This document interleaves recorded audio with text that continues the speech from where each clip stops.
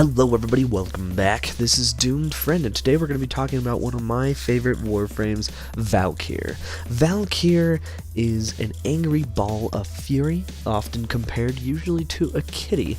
Her abilities coincide very well with one another, and she is sometimes called the better version of Excalibur. This name is given to her by me, and probably by other people in the community, and it's not a unanimous name and a unanimous decision, but in my opinion she does have a lot of the great qualities of Excalibur, and a few more great qualities stacked on top.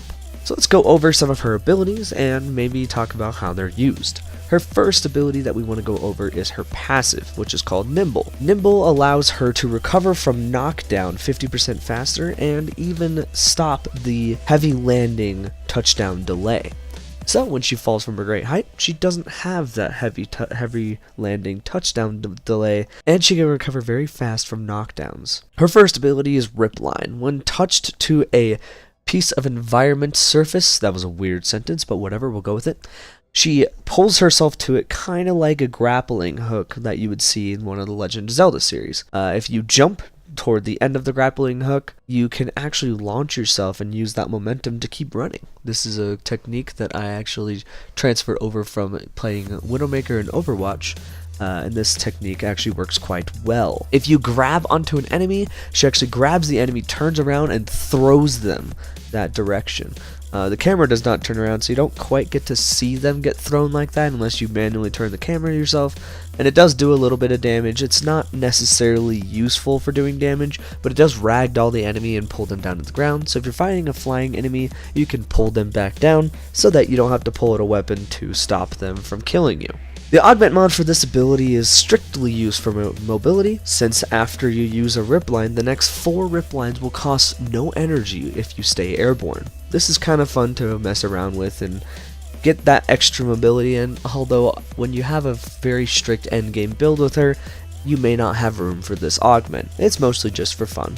Now, Warcry increases the attack, speed, and armor of allies within range, and slows enemy actions within a certain range. This effect can last a pretty decent amount of time, and with the Augment mod, which allows you to, every single time you get a melee kill, increase the duration, you can have this ability last nearly indefinitely. Now, this does stack with mods such as Fury, and it does actually get power buffs from Intensify and other ability power mods. Steel Fiber also increases the armor, though the armor isn't always immensely useful. However, if you're going for a full tank endgame build, you don't have to build up health and armor because you can use the Augment mod for this ability to stay high armor. Now, personally, I don't find a ton of use out of this ability, since this ability is really good. However, I run a build on my melee weapons, which we'll get to in a little bit, where I don't necessarily need Warcry and won't be able to take proper advantage of it.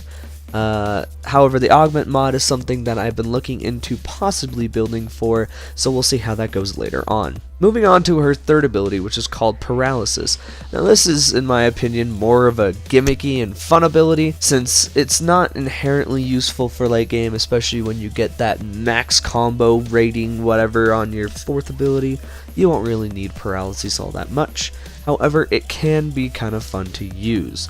Essentially, what Paralysis does is it drains some of your shields to do damage to the enemy. It knocks them back and stuns them, so you can do finishers on them, and if you have weak enough enemies, you can actually kill them instantly.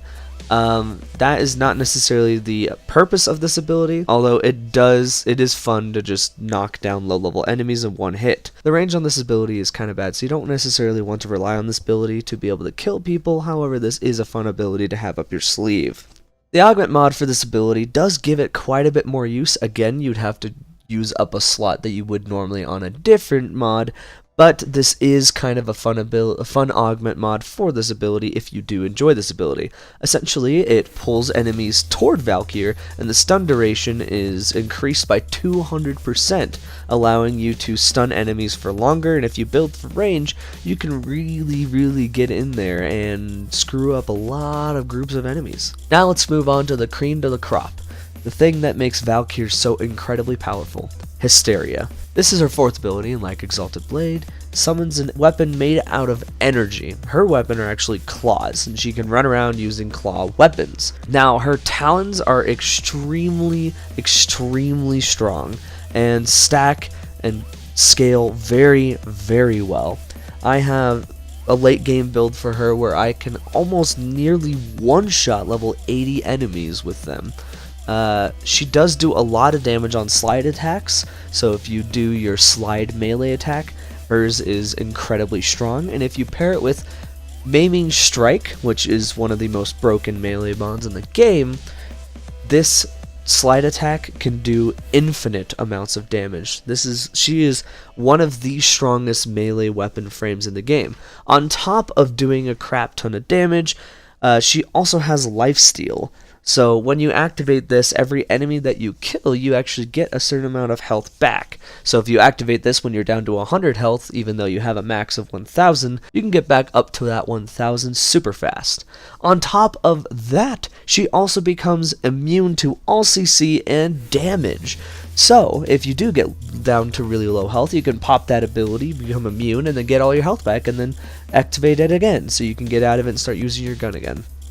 She is incredibly powerful in this state. In fact, the only things that really stand in her way are energy draining things and nullifiers. Everything else can't really hold a nail to her. She is incredibly powerful, extremely strong, and very fun to play. Now, her fourth ability, Augment mod, is really fun, but I haven't really used it that much because my build doesn't really allow for it.